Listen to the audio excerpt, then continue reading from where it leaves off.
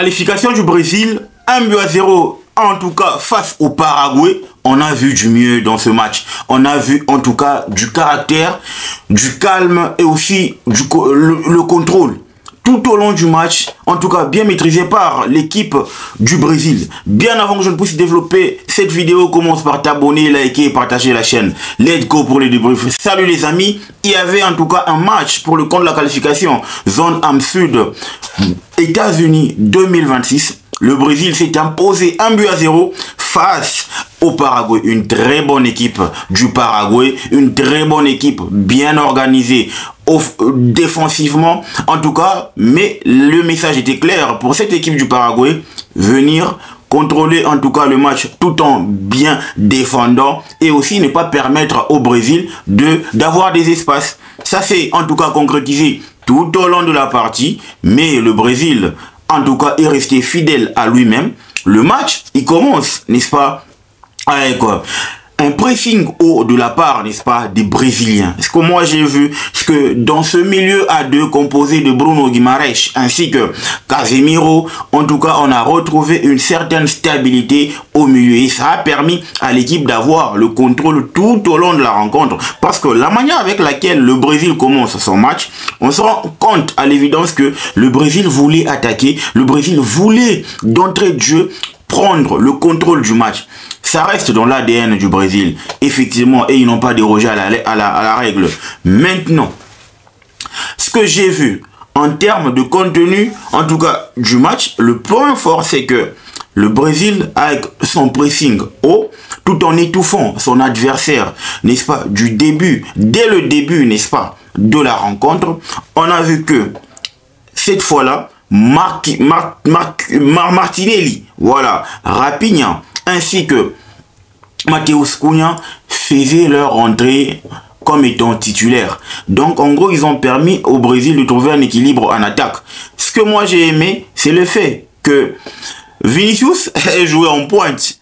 Et aujourd'hui, il a été impeccable dans toutes ses prises de ballon, dans ses prises de décision et aussi dans ses déplacements. J'ai vu en première période que Vinicius était déjà présent dans la surface à deux reprises. La première, il rate et la deuxième, il marque un but, en tout cas digne d'un grand attaquant, de pointe digne d'un grand attaquant, en tout cas dans la surface, 1-0 et le Brésil mène. C'est là que moi je me suis dit que ça va être intéressant parce que on a su trouver un équilibre entre la défense et le milieu, la défense et l'attaque. Normalement, ce qu'on a pêché lors du match aller, on a pêché par le manque d'efficacité et le manque de cohésion. Mais moi j'ai senti et j'ai vu que la manière avec laquelle le Brésil a déployé son jeu aujourd'hui, il y avait du mieux les amis. Il y avait du mieux parce que Matheus Cunha n'a pas joué que comme étant attaquant de pointe. Je l'ai beaucoup plus vu dans le cœur du jeu qui a permis à Raphinha d'être beaucoup plus décalé à droite et ça a permis à un gars comme Vanderson parce qu'aujourd'hui Vanderson c'est un joueur qui a été beaucoup plus offensif que défensif.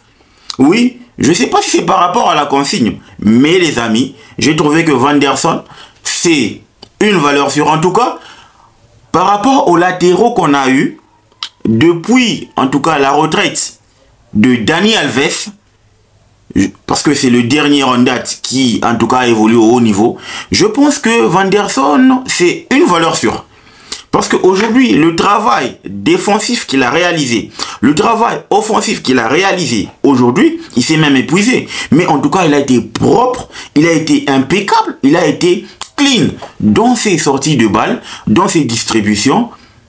Que demander de plus à un latéral?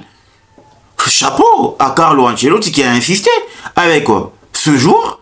Oui, déjà moi je le connais depuis qu'il joue, depuis en tout cas son équipe de Monaco. Je le connais, c'est un gars qui travaille. C'est un gars qui bosse dur. Aujourd'hui, ils ont été propres.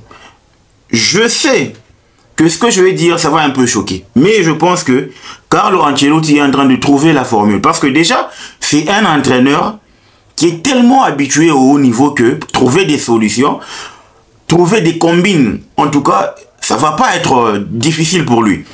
Aujourd'hui, je sens que Carlo Ancelotti est en train de chercher à tirer le meilleur de Bruno Guimaraes.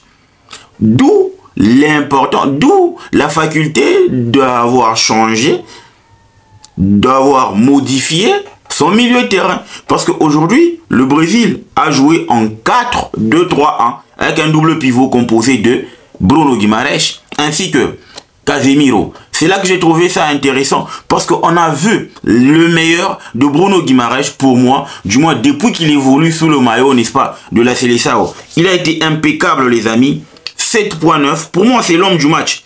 Pour moi c'est l'homme du match dans cette rencontre. Parce que je commence à voir le Bruno Guimaraes que j'ai vu à Lyon. Parce qu'effectivement à Lyon il était aussi en train d'évoluer dans ce genre de système, à 4-2-3-1. Tu vois? Donc, je pense que dans ce jeu direct que le Brésil a joué aujourd'hui, il s'est retrouvé dans son élément. Parce que c'est ce que Newcastle produit week-end après week-end, semaine après semaine, en Barclays English Premier League. Et au vu de la configuration et de la performance des équipes sud-américaines, on a besoin des bouchers, on a besoin des gars qui peuvent être costauds au milieu. C'est la raison pour laquelle Carlo Ancelotti, pour moi, il a éliminé Gerson.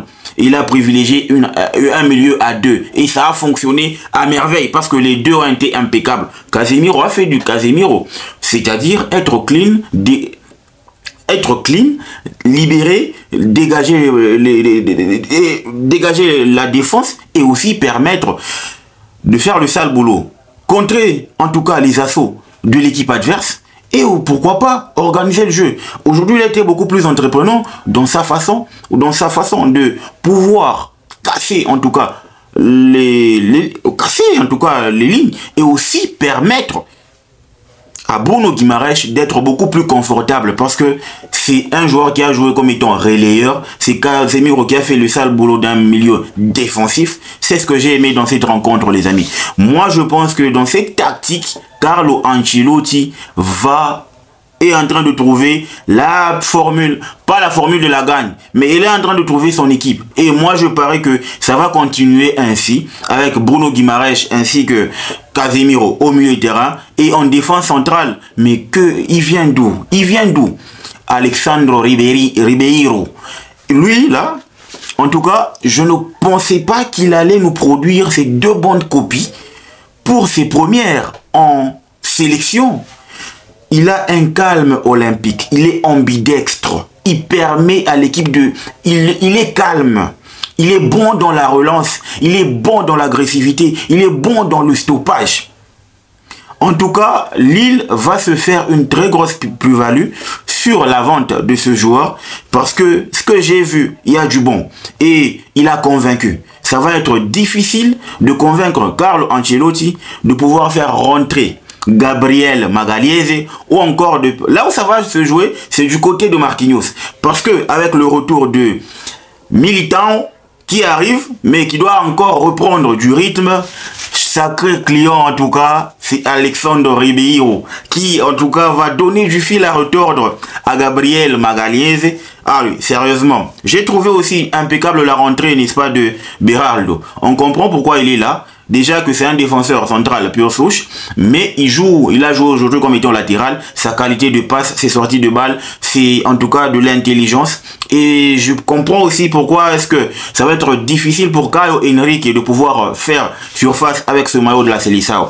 Donc les amis, le point positif, c'est que le Brésil s'est qualifié pour la prochaine Coupe du Monde et ça va permettre à Carlo Ancelotti de tester ses schémas en tout cas dans le calme, dans la tranquillité et trouver des bonnes formules pour aller préparer la Coupe du Monde. Oui, parce que la Coupe du Monde se profile à l'horizon et on n'a pas beaucoup de temps. Il faudra en tout cas profiter de ces, je pense, 2 matchs qui restent pour pouvoir tester autre chose, pour pouvoir tester d'autres formules. Mais la bonne nouvelle, c'est que il était temps pour que le Brésil, déjà pour ses qualifs, le Brésil termine avec 4 points sur 6.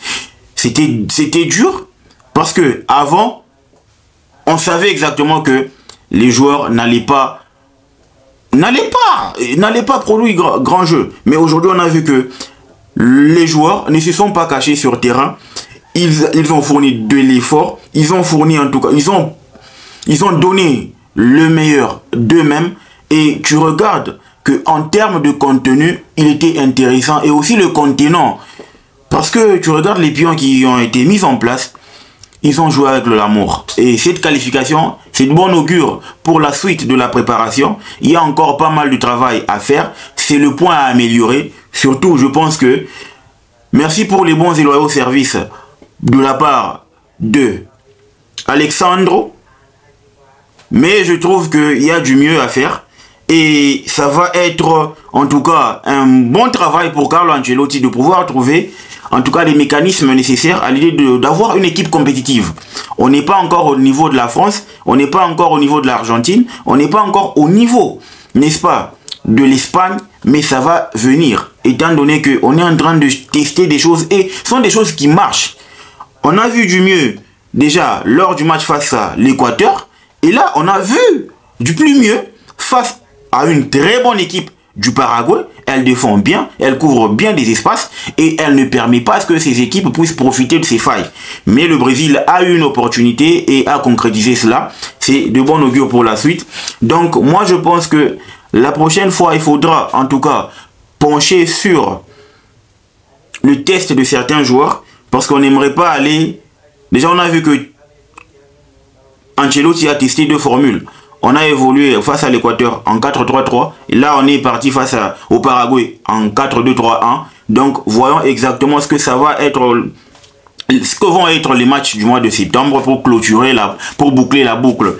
En tout cas, les amis, c'était là le débrief sur le match Brésil-Paraguay. Le Brésil est qualifié. Pourquoi? Parce que le Brésil attendait la victoire de l'Uruguay face au Venezuela pour en tout cas, et aussi gagner à son tour pour pouvoir se qualifier avec ses 25 points. Chapeau à Carlo Ancelotti, c'était son anniversaire. Quoi de plus normal que de lui offrir un cadeau avec une victoire? En tout cas, dites-moi ce que vous en pensez en commentaire. N'oubliez pas de vous abonner, de liker, de partager la chaîne. Le football mérite d'être vécu. Ciao!